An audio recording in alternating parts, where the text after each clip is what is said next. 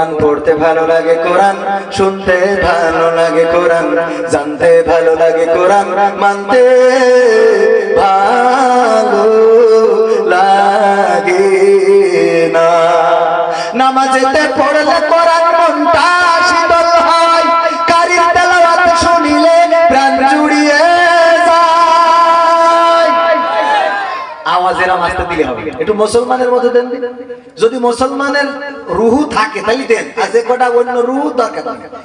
নামাজেতে পড়লে কোরআন মনটা শীতল হয়, কারীর তেলাওয়াত শুনিলে প্রাণ জুড়িয়ে যায়। সেই কোরআনের ব্যাখ্যা দিলে কলিজাতে আগুন জ্বলে, সেই কোরআনের ব্যাখ্যা দিলে অন্তরেতে আগুন জ্বলে। বিরোধিতাও চলে কেন তা জানি না। কোরআন পড়তে ভালো লাগে, কোরআন শুনতে ভালো লাগে, কোরআন জানতে ভালো লাগে, কোরআন মানতে ভালো লাগে। কোরআন পড়ে অনেক লোকে শুরু করে দিন, তারা আবার চাই না দেশে কোরআনের আইন। আছে না না? কোরআন পড়ে কত লোকে শুরু করে দিন, তারা আবার চাই না দেশে কোরআনের আইন। এটা যে কেমন নীতি, তাই তো এ দুর্গতি করছে মোদের ক্ষতি কেন তা বুঝি না। কোরআন পড়তে ভালো লাগে, কোরআন শুনতে ভালো লাগে, কোরআন জানতে ভালো লাগে, কোরআন মানতে ভালো লাগে।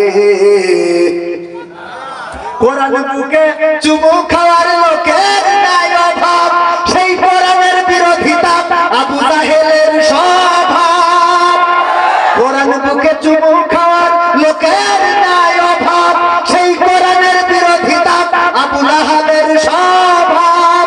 মানবা সুবিধা মতো তাই এই বুকে ক্ষত, মানবা সুবিধা মতো তাই এই বুকে ক্ষত।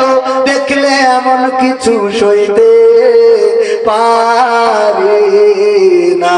কোরআন পড়তে ভালো লাগে, কোরআন শুনতে ভালো লাগে, কোরআন জানতে ভালো লাগে, কোরআন মানতে ভালো লাগে। এমন মানুষ আছে না নাই? আছে, তবে বাকরাই নাই। বাকরাই আছে, কোরআনে দেখাই দেন এখানে কিরা কিরা হাত তোলেন, এখানে তো একটাও নাই। তাই ওরা কনে রে ওরাই আছে যেখানে থাকা লাগবে লাগবে রে। ঠিক না বেঠে?